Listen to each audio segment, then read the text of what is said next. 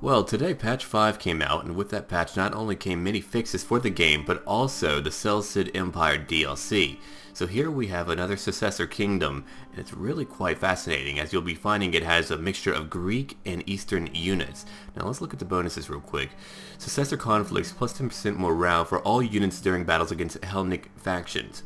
Alexander's legacy, minus 20% resistance to foreign occupation. Then we go down here. We have royal estates, plus 10% wealth from agricultural buildings. Multiculturalism, minus 25% public order penalties due to the presence of foreign cultures. And then finally, as a penalty, Overlords of the East, major diplomatic penalty with all Eastern factions. So there we go. Now let's go ahead and get into this game real quick and look at the faction, and then we'll take a look at their units too. Alright. Now this is really an interesting beginning for any faction in this game. Initially you may be thinking, wow, I have a lot of allies that I may either control or just be allied to. These are your satrapies, and while yes, that is a good thing and they can help you in a war and they will help you out, the issue being is that many other factions may declare war on them, so you will be embroiled in many wars. So I would think that if you were to begin this campaign, that would be a factor that you would have to deal with or just kind of react to. And by react, I mean just march to war and try to take out the foes who oppose your many satrapies. Or you can even try to break them off one at a time and begin to merge them into your own kingdom through war.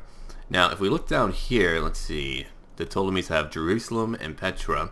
Now, I wonder how the diplomatic relations are between the two. But for now, let's look at the map right up here.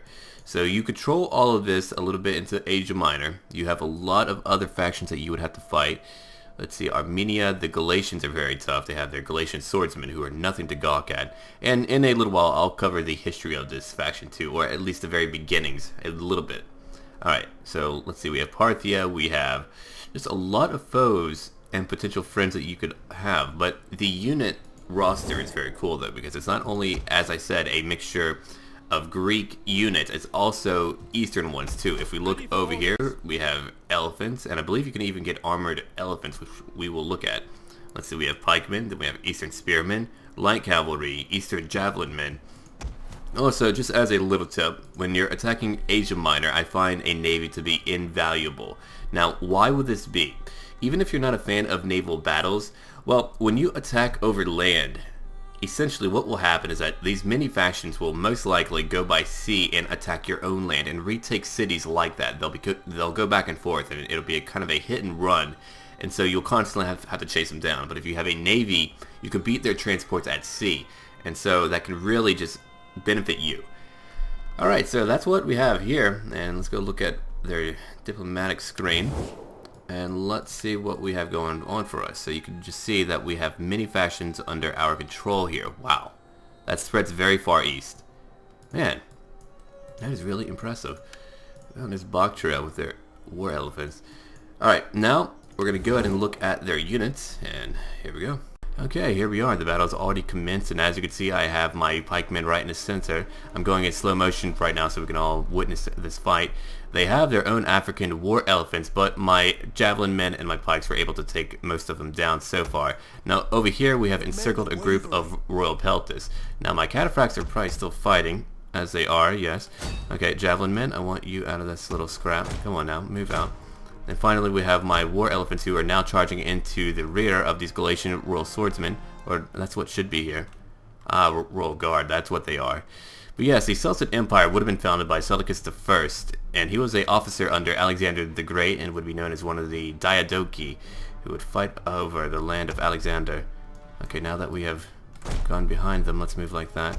Looks like they have made a few of our units break off. Alright, archers, I'll have you fire at this group of royal guardsmen. Now what do we have over here? We have a group of javelin men who are not fighting. Now what do I want them to fight? Let's see. Let's move them down here and have them fire at those royal guardsmen. It looks like my own pikemen are not doing very well, and I need my cataphracts to now move past my foes over here and take out those Nubian bowmen who are very nasty. Most of their army is upgraded to gold chevrons, and as Galatian swordsmen, well, they're nothing to gawk at. Let's move back here and finish off these guys. Help out my cataphracts. Alright, good work. Indian war elephants. Looks like they're just moving in, killing a few of these fools. Let's move back for a moment. Alright, let's see. Pikemen, let's go over here. Elephants, let's move you back.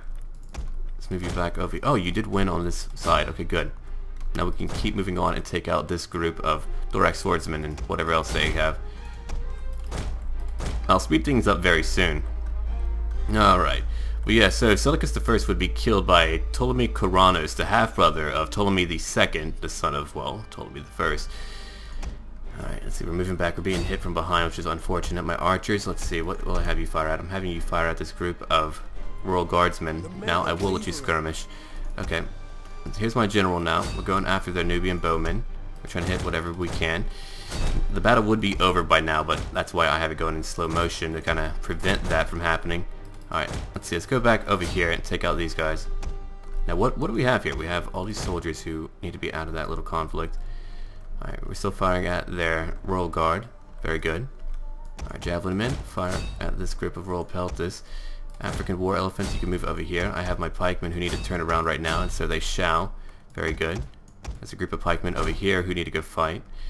Let's see, we've taken out most of their men in the core. We need to go after this Galatian Royal Guard group. So that's what we will do, as my cataphracts will go after their Nubian bowmen. We've broken most of them. Let's see. Did you lower your pikes? I guess they just didn't have the numbers to do well here. Actually, they did lower their pikes. Uh-oh. That's unfortunate. You can see my armored war elephants over here who are just moving in. Now we will speed up the battle. And so, Antiochus I would come into power here, and he would rule over this kingdom, and he would be the one who would instigate the first Syrian war of the, well, there would be a total of 6, which is really quite a bit. Alright, my armored war elephants are destroying them. I just need to watch out with his javelins. I'm pretty sure I'll lose some men due to that stuff. Alright, let's see. Let's charge over here and take them out now. Alright, War Elephants, where are you going? We need to go down. Taking out the Royal Guard. It's very good. Let's finish off this group now. Actually, they have shattered. Alright. Let's just chase them for a moment, but I really do enjoy that mixture of Hellenic and Eastern units. It just really makes for some interesting battles about what we'll be able to pull off. And those armored war elephants and cataphracts, wow, they can shock a whole army into a just straight rout. Alright, let's look at their kills so far. 199, 90. How did my archers do? Now, they were firing at a lot of elite units, and their job was to just really kill them. Bows were really not that deadly at this time period. Not as deadly as, let's say, a sling or even javelins. That's why you would see them so much more later on than you would now. Alright, very good. Look at the kills, though. A lot of dead bodies. Also, to let you know, with patch 1.5 for Total War Rome 2, you also have the Steam Mod Workshop, which is now out, so make sure that you check that out. And there's just a plethora of fixes for this game, so I really think it is becoming a really great game. And I'm enjoying it quite a bit. I mean, I've been playing it non-stop, so I really endorse it. I would say that if you didn't want to get it beforehand, it's in a state now where it's quite playable and quite fun, so make sure that you check it out. And if you want the links to the patch, I have it below, along with a link to if you want to buy the game too. So I shall see all of you later, and as always, until then.